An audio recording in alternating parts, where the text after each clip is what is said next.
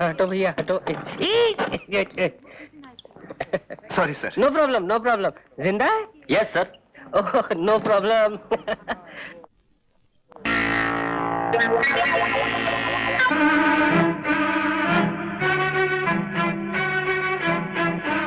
लगता तो यही है, लेकिन ये अस्पताल में क्या कर रहा है?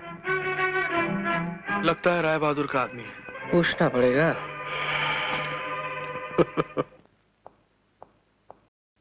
हेलो। कैसे हो बेटे? अब तबीयत कैसी है? कुछ दिनों का मेहमान है सर, बचने का कोई चांस नहीं। क्यों? ऐसी क्या बीमारी हो गई है इसे? ये पूछिए कौन सी बीमारी नहीं है इसे। सब केले की वजह से। केले? केले की वजह से? 1 दर्जन केले खा लिए। 1 दर्जन केले? सर्दी हो गई। सर्दी का इलाज कराया। हाँ। तो बुखार हो गया। बुखार की दवाइयां ली। हाँ। तो टाइफाइड हो गया। टाइफाइड से निकला। हाँ। तो मलेरिया हो गया। मलेरिया? मच्छर बहुत है ना। फिर आगे क्या हुआ? पेट में दर्द शुरू हो गया सर। फिर एक्सरे करवाया। तो किडनी फेल। किडनी? और जब इसे पता चला कि किडनी फेल है इसकी, सर इसे हार्ट अटैक हो गया सर। Heart attack? सब केले की वजह से सर। केले की वजह से। केले की वजह से? नहीं खाऊंगा कभी केले, नहीं खाऊंगा मैं। चलता हूँ बेटे। जा रहे हैं सर? कहाँ जा रहे हैं? कफन लेने। फोन करने। हाँ आता हूँ। चलता हूँ। साला भाग गया। क्या कह रहे हैं आप डैडी? बेटी उसके बचने का कोई चांस नहीं है। अरे मैंने उसे देखा है, अच्छी खासी बीमारियों का गोदाम है उसका शरीर। आपको जरूर कोई गलतफहमी हुई होगी, हो सकता है वो कोई और हो। वो वही है जिसकी तस्वीर तुमने मुझे दी थी। मेरी तो कुछ समझ में नहीं आ रहा डैडी, आप वहीं रुकिए, मैं हेलीकॉप्टर से पहुंचती। नहीं बेटी वहाँ नहीं, यहाँ इस तरफ। डैडी आपने तो कहा था उसे ढेर सारी बीमारियां हैं, तो उसे आईसीयू में होना चाहिए था। ये जनरल वार्ड में कहाँ ले आए हैं आप? बेटी उसे बहुत सारी जनरल बीमारियां हैं। Oh my God. ये रहा। चलो। अजय। पूजा तुम? मुझे डैडी ने बताया कि तुम हॉस्पिटल में हो। कौन डैडी? राय बहादुर? नहीं मैं हूँ इस बदनसीब बेटी का बाप। बेटे अगर तुम्हारा 1% बचने का भी चांस होता ना तो मैं अपनी सारी दौलत तुम पर लुटा देता, अपना प्रेस बेच देता, अपने आप को बेच देता, लेकिन तुम तो गॉन केस हो बेटे। Daddy oh I am sorry. बताओ ना अजय, क्या हो गया है तुम्हें? मैं बताता हूँ। राज तुम यहाँ हो गए। आप लोग मेरे साथ आइए, मैं आपको समझाता हूँ समस्या क्या है। आइए। चलो बेटी चलो। God bless you my son. Sorry please don't mind. फिर 1 दर्जन केले खाओ। अब क्या फर्क पड़ने वाला? अच्छा तो ये कहानी है, इसलिए तुम दोनों को ये ड्रामा बहादुर अस्पताल की आड़ में ये गुल खिला रहा है। बस अब उसके काले कारनामों से मैं पर्दा हटाकर ही रहूंगा और मेरा अखबार यूं बिकेगा यूं। देखिए अंकल आप ऐसा कुछ मत कीजिएगा, अभी हॉस्पिटल में दाखिल हुआ है वो, उसे ठोस सबूत ढूंढने दीजिए, उसके बाद आपको जो लिखना है अखबार में लिख लीजिएगा। राज ठीक कह रहा है डैड, आपकी एक गलती से अजय के किए कराए पे पानी फिर जाएगा। ठीक है तो अभी हम कुछ नहीं करेंगे। केले ले चाय के साथ केले, ये कैसा कॉम्बिनेशन है? क्यों आपको कोई एतराज है? नहीं मुझे क्या, खा ले बेटे खा ले, अस्पताल पूरा खाली पड़ा हुआ है। चाय एक मिनट रुकिए, आप जरा चाय बनाइए। हाँ जरूर। रहने दो मैं बना देता हूँ। दीदी ने बनाने दीजिए, बहुत अच्छी चाय बनाती है, बनाइए ना। राज चाय इसीलिए बनवाई जा रही थी ना? नहीं मैं वो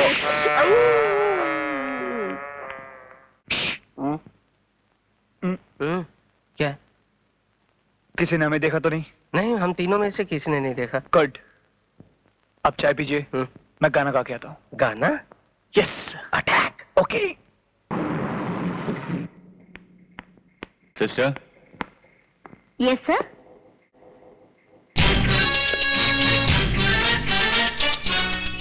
ये कैप्सूल अजय को दे देना और ये गोली बच्चे को।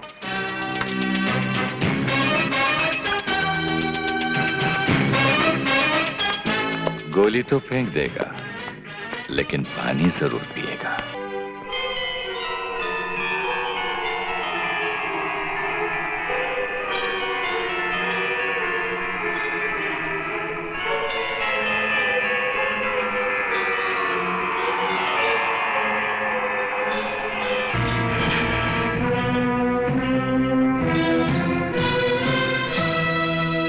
राय बहादुर को सील लग गया। अरे यही तो जवाब है। अरे भैया इतनी सारी कॉपियां हैं, एक और कॉपी क्यों ले आए? बाद में बात करता हूँ। राय बहादुर साहब कहिए, मैं आपकी क्या खिदमत कर सकता हूँ? तेरी हिम्मत कैसे हुई मेरे खिलाफ अखबार में छापने की? गलतफहमी हो रही है आपको राय बहादुर साहब। अखबार हिम्मत से नहीं, इंक से छपता है, यू नो, स्याही। तू मुझे जानता नहीं है, अखबार बंद करवा दूंगा तेरा। फिलहाल तो मैंने आपका अस्पताल बंद करवा दिया है, और अगर मुंह नहीं बंद किया ना तो वहाँ भी ताला लगवा दूंगा। एडिटर, मुझसे दुश्मनी महंगी पड़ेगी, समझा? दिल्ली तक पहुंचे मेरी। सिर्फ दिल्ली तक? मेरी पहुंच तो दुबई तक है। आपको ये खबरें कैसी लगी? है ना सनसनीखेज? अच्छा ये बताइए, आपको ये इंसानी दिल, गुर्दा, कलेजी बेचने का आइडिया किसने दिया? मुझ पर इल्जाम लगाता कुत्ते। कुत्ता नहीं बोलना, गाली मत देना। अगर मैं भड़क गया ना तो तेरे कानपुर के नीचे जमा कर एक हाथ दूंगा, तेरे नागपुर से खून बहने लगेगा। मैं तेरा खून पियाऊंगा। थैंक यू राय बहादुर, तुमने हमारा काम और भी आसान कर दिया। अब शाम के अखबार में एक तस्वीर छपेगी जिसके नीचे बड़े बड़े अक्षरों में लिखा होगा कि राय बहादुर ने अखबार के एडिटर को सच्चाई लिखने पर जान से मार देने की धमकी दी। मैं तेरा खून पियाऊंगा। और यही बात इस टेप रिकॉर्डर में रिकॉर्ड हो चुकी है। Thank you for your kind cooperation. मैं तुम सबको देख लूंगा। राय साहब, बाय द वे, आपके बीवी बच्चे हैं? क्यों? क्योंकि घर जाकर आखिरी बार आप अपने बीवी बच्चों को प्यार से गले लगा सके और ये झुंझुना भी उन्हें दे सके, क्योंकि कल डॉक्टर जगदीश की गवाही के बाद आप इसे खेलने के लिए जिंदा नहीं रहेंगे। हरामजादा मुझे चैलेंज करता है, मुझे?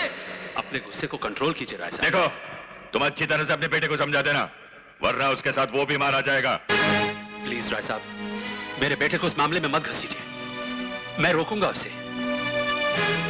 बाकी रही डॉक्टर जगदीश की बात, मैं आपको यकीन दिलाता हूं राय साहब कि वो कल कोर्ट में आपके खिलाफ गवाही नहीं दे सकेगा।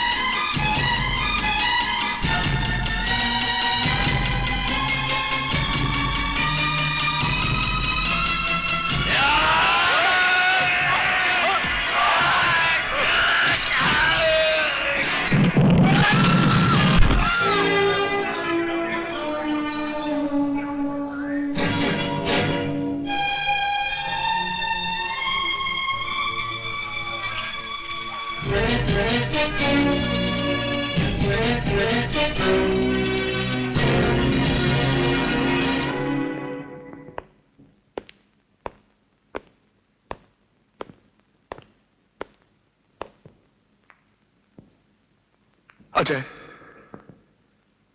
मेरी कमिश्नर और जज साहब से बात हो चुकी है।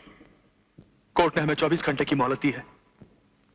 अगर कल तक हम सबूत इकट्ठा ना कर सकें तो ये मुकदमा हमेशा के लिए खारिज हो जाएगा। कोर्ट ने तुम्हें 24 घंटों की मोहलत दी है, लेकिन मैं तुम्हें 6 घंटों की मोहलत देता हूं। रात होने से पहले ये शहर नहीं छोड़ा तो हो सकता है एक मां अपना जवान बेटा खो दे। और हां, ये खिलौना अपने पास रख, ये तुझे राय बहादुर की चुनौती का एहसास दिलाता रहेगा।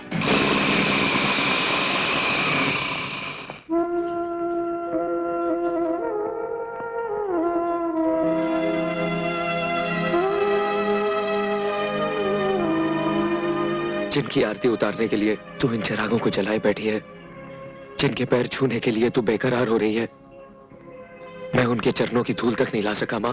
मैं तेरे सुहाग को नहीं ला सका। जिस मुजरिम की गवाही से पिताजी की बेगुनाही साबित होने वाली थी, बाहर अदालत के सबके सामने उसे दुश्मनों ने बॉम्ब से उड़ा दिया और मैं कुछ न कर सका माँ। मैं कुछ न कर सका। हम ये जंग हार गए हैं माँ। हम ये जंग हार गए हैं।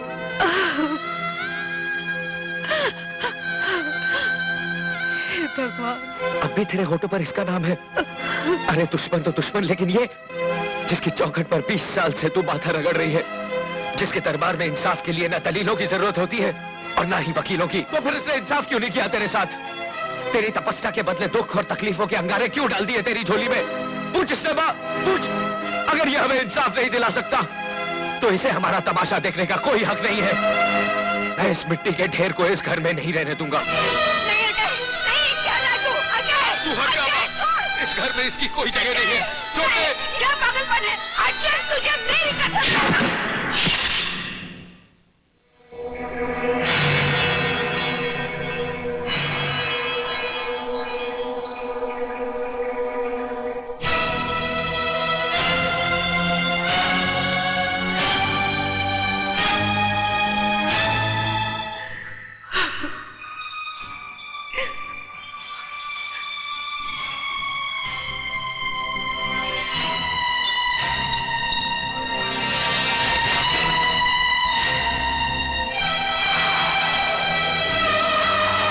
मैं उन्हें नहीं जानता और ना ही कभी उनसे मिला हूं, लेकिन उनके बारे में सुना जरूर था, क्योंकि उनके साथ जब वो हादसा हुआ तो उसके 1 या 2 साल बाद मैंने वो हॉस्पिटल ज्वाइन किया। माँ, माँ यही वो शैतान है जिसकी झूठी गवाही से तेरे पिताजी को सजा हुई थी।